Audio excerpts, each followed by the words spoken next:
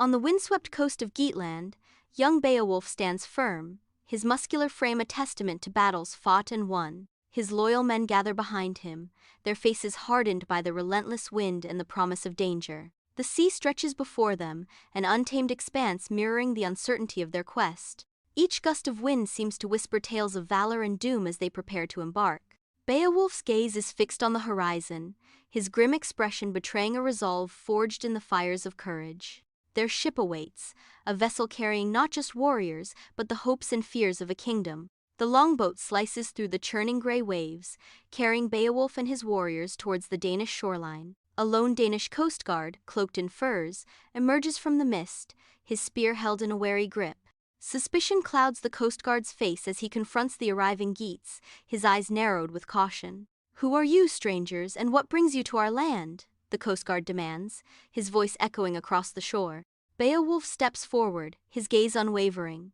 "I am Beowulf, son of Ecgtheow," he declares, his voice resonating with strength. The coast guard's expression softens, recognition dawning.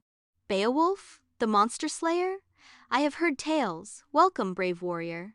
Inside Heorot, the grand mead hall pulses with life, a symphony of feasting and boisterous celebration under the flickering torchlight. Tapestries dance with shadows as King Hrothgar, a warrior etched with weariness, surveys his lively court from his throne. The heavy aroma of roasted meat and ale fills the air, a veil over the subtle unease that stirs beneath the merriment. Beowulf, an imposing figure of strength, steps forward with his band of Geatish warriors, their presence commanding attention. A hush falls over the hall as all eyes turn to the newcomers, curiosity mingling with apprehension in the flickering light. The atmosphere thickens, the anticipation palpable as destinies converge within the ancient walls of Heorot. The great hall of Heorot is cloaked in darkness, only the faintest glow of embers dancing in the hearth.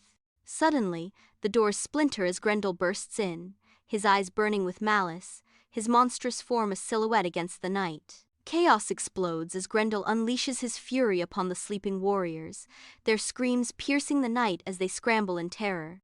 Beowulf rises, a figure of defiance against the encroaching darkness, and grapples with the monster in hand-to-hand combat. With a final surge of strength, Beowulf tears Grendel's arm from its socket, a horrifying shriek echoing as the defeated monster flees into the night. In the dead of night, Grendel stumbles through the murky marsh, his massive body weakened with each step. Agony contorts his monstrous face, a raw testament to the mortal wound he bears.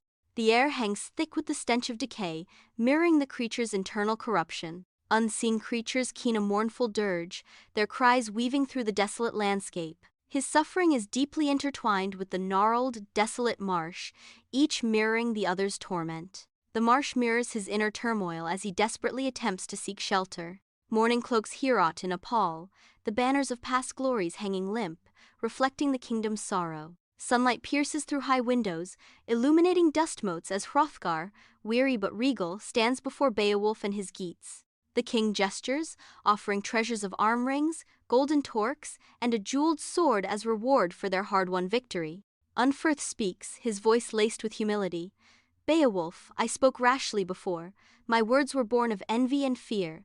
You have proven your strength and courage. I was wrong to doubt you." The grand hall of Heorot pulsates with life, torchlight dancing across feasting warriors, their laughter echoing through the night. The boisterous revelry reaches a fever pitch, drinking horns raised in triumphant toasts, a symphony of merriment filling the air. Suddenly, the celebration is brutally interrupted by a looming darkness, shadows gathering at the hall's entrance. Grendel's mother explodes into the hall, a monstrous figure fueled by vengeance, her eyes blazing with unholy fire. Warriors fall before her wrath, their screams swallowed by the chaos as she moves with terrifying speed and strength. She snatches Grendel's severed arm, a grotesque trophy, and vanishes back into the night, leaving behind a scene of carnage and dread.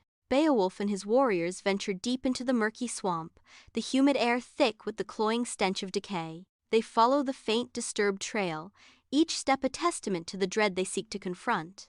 Twisted trees, draped in ghostly Spanish moss, claw at the sky, their grotesque forms casting eerie shadows. The oppressive silence is broken only by the squelch of mud underfoot, each sound amplifying the palpable sense of dread. The swamp holds its breath, as if anticipating a terror beyond human reckoning.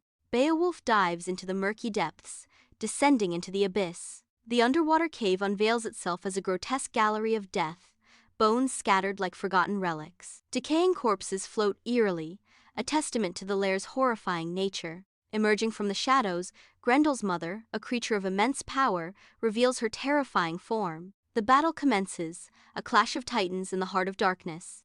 The fate of heroes and monsters hangs in the balance within the grotesque lair. In the heart of the fierce battle, Beowulf's eyes are drawn to a giant sword hanging ominously on the wall, its immense size a daunting challenge. With a surge of adrenaline, he seizes the colossal weapon, hefting it with Herculean strength.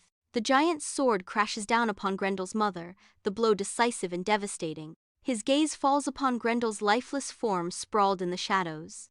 Beowulf raises the giant's sword high, bringing it down to sever Grendel's head, hoisting it in triumph. Beowulf strides triumphantly into Heorot, the sunlight catching the grotesque head of Grendel held high. A stunned silence hangs in the air, broken by an explosion of cheers that rocks the very foundations of the hall. Mead horns are raised in a raucous salute, voices roar Beowulf's name, a symphony of gratitude and relief. Banners depicting heroic deeds flutter wildly as tables laden with food and drink tremble beneath the celebrating warriors. Years etched on his face, Beowulf stands as king, his weathered figure a testament to battles fought and won. The kingdom of Geatland flourishes under his rule, a golden age seemingly secured by his strength.